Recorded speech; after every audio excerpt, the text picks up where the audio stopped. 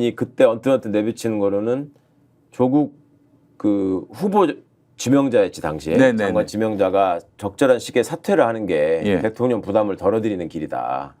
그러면서 과거 김병준 씨 얘기를 그렇게 하더라고. 김병준 저기 교육부총리까지 했다가 그냥 바로 갔다가 며칠 만에 낙마했잖아요. 예. 그때 김병준 씨 문제가 제기됐을 때 그때는 참여정부 사람이었는데 참여정부 때 정책실장 마치고 예. 국정리로 갔다가 예. 그 관둘 때 상황을 얘기하면서 네. 그때하고 지금 비슷한 상황인 것 같다. 예. 본인은 예. 그러면서 이 정부가 제대로 일을 하기 위해서 대통령의 어떤 신뢰나 권위가 이런 게 흔들리지 않고 훼손되지 않는 게 가장 중요한 것이지 다른 것들은 부차적인 문제다라는 생각이 강했어 이분이. 근데 그러니까 그게 그 임종석 전 비서실장 그때는 이제 노영민 실장으로 바뀐 상황이지만은 전 비서실장 임종석 그분이 조국 당시 이제 후보자였을 거예요. 전화해가지고 물러나라, 물러나라. 억울해도 물러나라. 글쎄 뭐 특정인 개개인으로 하나하나 제가 직접 얘기를 들은 게 아니라서 본인이 SBS 뉴스에다 얘기한 거예요. 아니 그러니까 그게. 제가 직접 들은 게 아니라서 네. 저는 전혀 모르고 있었는데 네. 그때 이제 들리는 얘기는 정치를 한 사람들, 그러니까 정치권에 있는 사람들은 네. 선거에 부담되니까 물러나야 된다. 예. 이런 의견이 강했고, 예. 그러니까 이제 민정수석 후임자로서 네. 김조원 수석도 그런 생각을 갖고 있었고, 그런데 이분이 그 생각을 결정적으로 바꾸게 된 게, 예. 그러니까 아 내가 잘못 생각했다. 네. 이렇게 생각한 게 예. 그때 제가 전에 처음 말씀드렸던 그 윤석열 사표 제출한. 그렇죠. 예. 예. 그러니까 조국 안 날리면은 나 그냥 사표 내겠다. 그래서 나는 전화를 예. 민정수석이 전화를 해도 받지도 않았던 검찰총장이 네. 전화를 걸어와 가지고 예. 거기다가 고래고래 민정수석한테 예. 그나마 나이도 많고 예. 검찰총장으로서 도대체 할 수 없는 언사를 하더라. 그러면서 이렇게까지 내가 했는데도 임명을 강행한다고 하면 내가 사표 내겠다. 어떻게 되나 보자 뭐 이런 식이었어요. 윤석열이가 내가 이렇게까지 지금 조국 주변을 털고 있는데 네. 그래도 조국을 법무부 장관으로 대통령이 임명한다? 나 그러면은 그만둔다. 네. 이런 얘기. 예. 그러니까 그거는 이분이 아까 말씀드렸잖아요. 대통령의 정당한 권위나 신뢰가 훼손돼서는 안 된다라는 네. 생각이 가장 중요했다 그랬잖아. 예. 근데 이거는 정면으로 대통령 인사권에 도전하는 거죠. 그렇죠. 검찰총장이라는 자가 예. 오밤중에 전화해가지고 내가 이렇게까지 했는데도 이렇게 파팅입니까? 그럼 내가 그만둘 테니까 두고 봅시다. 뭐 이런 식이니까 그때 이제 제가 무슨 일 때문에 통화를 하게 됐는데 그때 굉장히 화가 나셨더라고. 이거는 그래서 제가 제가 그랬죠. 아니 뭐라 그랬냐 내가 이 사람 원래 그런 사람이다. 그래가지고 그 다음 날 이제 마지막으로 그 소위 당정 협의를 통해서 네. 조국 장관의 임명 여부를 결정하는 회의가 예정돼 있었는데 네.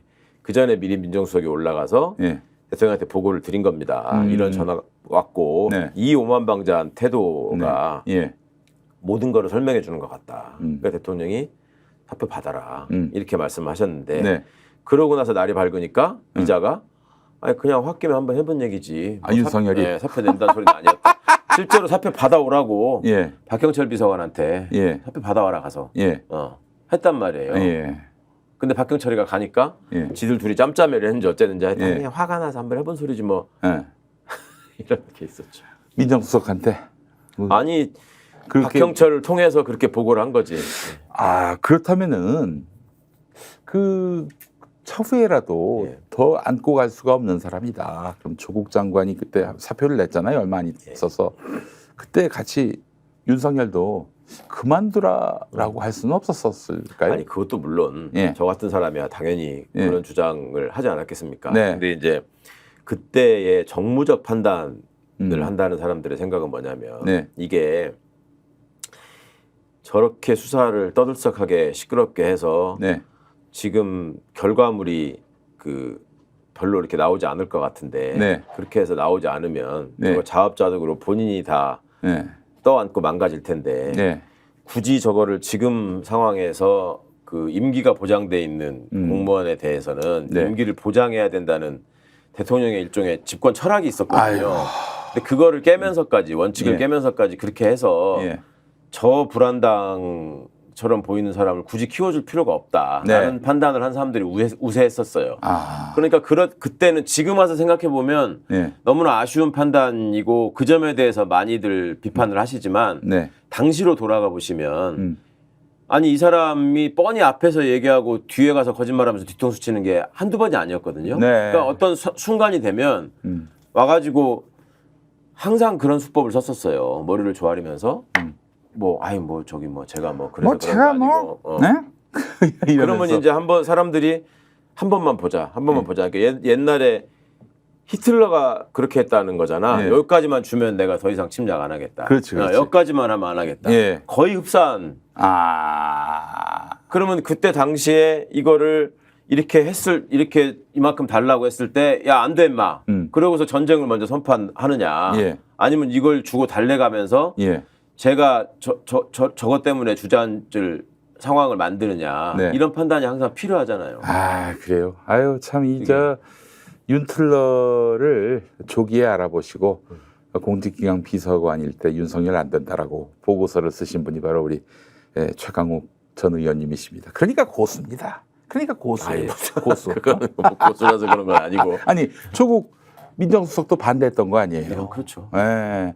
그 두 분의 얘기를 들었다면 어땠을까 하는 생각을. 이건 뭐 두고두고 아쉬운 일이고. 두고두고 아쉬운 일이 아니라 그 여파가 오늘 우리 민생에게도 처참하게 지금 다가오는 문제가 돼버렸으니까요. 뭐 그런 점들이 예전에 무슨 저 노태우가 당선됐을 때 양김이 분열하지 않았으면 하면서 우리가 그 역사의 죄인이라고 얼마나 얘기를 했어요. 네. 그렇지만 그분들을 중심으로 해서 또 민주화가 진행되고 했잖아요. 네. 그러니까 이제 그런 생각들을 앞으로 좀 발전적으로 하셨으면 좋겠고 또 과거에 대한 성찰은 앞으로도 우리가 집권을 할 거기 때문에 굉장히 뼈저리게 해야 된다고 저는 생각합니다. 저는 말 안 듣는 공무원, 특히 그 검사 세력들 세상이 무서운 게 없고 자기들이 그 정치인 머리 위에 있다고 생각하는 자들에 대해서는 더 특별한 경계심과 또 견제와 감독이 필요하다. 아주 그 비열하고 비겁한 자들이에요. 그러니까 그때 뭐라고 했습니까? 무슨 뭐 살아있는 권력에 대한 수사를 왜 권력이 방해하느냐라는 식으로 맨날 지네 게시판에다가 뭐 올려대고 뭐 이랬던 자들이 많이 있잖아요. 그것들 이번에 다 승진했거든. 그래요. 지금 이렇게 무슨 뻔한 사건을 가지고 저렇게 지금 뭉개고 주가 조작이건 저 명품백 수수 사건이건 간에 이런 상황에서 한 마디도 안 하잖아요. 그리고 지들이 너무 잘 알거든. 세상에 윤석열 장모를 사문서 위조만은 가지고 기소한다. 그 오죽하면 판사가 지적을 했겠어요. 이게 왜 이것만 가지고 기소할 일이냐. 아니 그걸 행사했으니까 사문서 위조 동행사도 같이 엮어야 되는데 사문서 위조만 거니까 이건 마치 내가 위조를 잘하는지 안 하는지 포토샵을 보고 너무 잘하네 이런 목적으로 이거를 위조했을 리는 없을 거 아니에요. 사람들한테 나 이거 똑같이 만들었지 하고 자랑할 걸로 만든 거냐.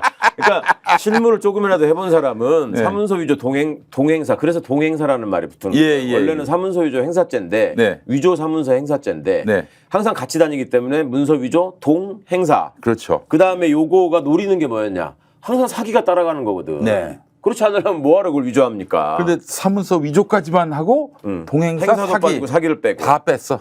왜냐하면 사기가 들어가면 액수가 커서 그냥 단순 사기가 아니라 특정 경제범죄 가중처벌법으로 가기 때문에 풀어줄 수가 없거든요. 스픽스는 말하는 언론입니다. 대세는 유튜브, 그중에서 스픽스. 좋아요, 댓글, 구독, 알림 설정. 여러분이 저희를 사랑해 주시고 우리가 여러분을 사랑하는 4가지 방법입니다.